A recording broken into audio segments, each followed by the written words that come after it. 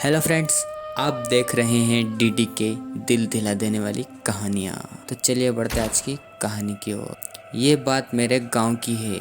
जब मैं छुट्टियां मनाने गांव घूमने गया था। मेरे गांव में एक पुरानी खंडर हवेली है जिसमें करीब 65 सालों से वहां कोई नहीं रहता। ये बात मुझे मेरे गांव के दोस्तों ने बताई।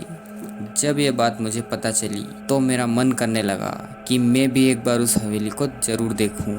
फिर एक दिन मैं अपने दोस्तों के साथ वहां जाने का प्लान बनाता हूं और उस खंडर हवेली के सामने पहुंच जाता हूं।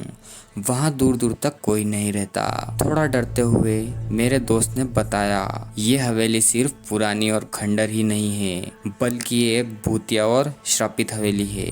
मैंने दोस्तों से बोला, तुम इतने यकीन से कैसे कह सकते हो?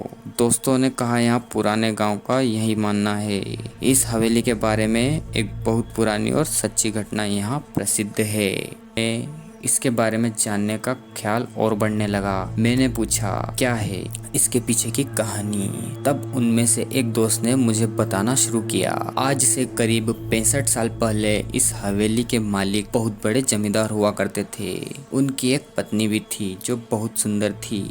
उनका नाम था सुलेखा। उस समय डाकुओं का भी बहुत खौफ था। डाकुओं की टुकड़ी जिस गांव में भी घुसती थी उस गांव को पूरी तरह बर्बाद कर देती थी। एक बार डाकुओं के सरदार को जमींदार के धन और संपत्ति पर नजर पड़ी। फिर एक दिन वो भी आया जो जमींदार ने कभी भी सोचा नहीं होगा। डाकुओं ने डकैती मार दी।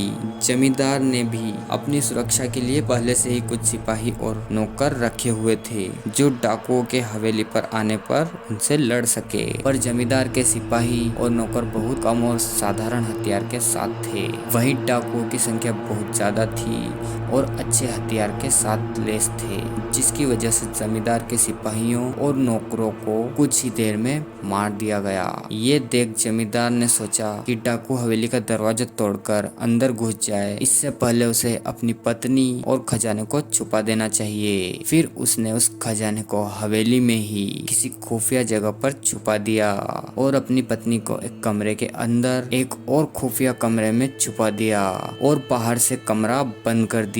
इसके बाद कुछ ही देर में डाकू हवेली का दरवाजा तोड़कर अंदर घुस गए, जिसमें जमींदार की मौत डाकुओं के हाथों हो गई। पर जमींदार ने मरते मरते भी अपने खजाने का पता उन डाकुओं को नहीं बताया। डाकुओं ने खजाने को बहुत खोजा पर वो नहीं मिला। फिर डाकू वहाँ से हवेली का कीमती सामान लेकर चले गए। पर जमींदार की पत्नी जो एक खुफिया कमरे में बंद थी, उसका पता किसी को नहीं चला था। उसकी पत्नी बहुत चिल्लाई, लोगों को बुलाने की कोशिश की, कमरे के दरवाजे को तोड़ने की कोशिश की, पर वो अंत तक कुछ नहीं कर सकी और भूख प्यास से वो तड़पकर वहीं मर गई। मरने के बाद उसकी लाश की बदबू से लोग हवेली में गए और उस कमरे को तोड़कर उसकी लाश को वहां से बाहर निकाला और उसका अंतिम संस्कार किया। कहा जाता है कि आज भी वो अपने पति का इंतजार उस कमरे में करती है। उसका पति कभी तो आएगा और उसे कमरे से आजाद करेगा।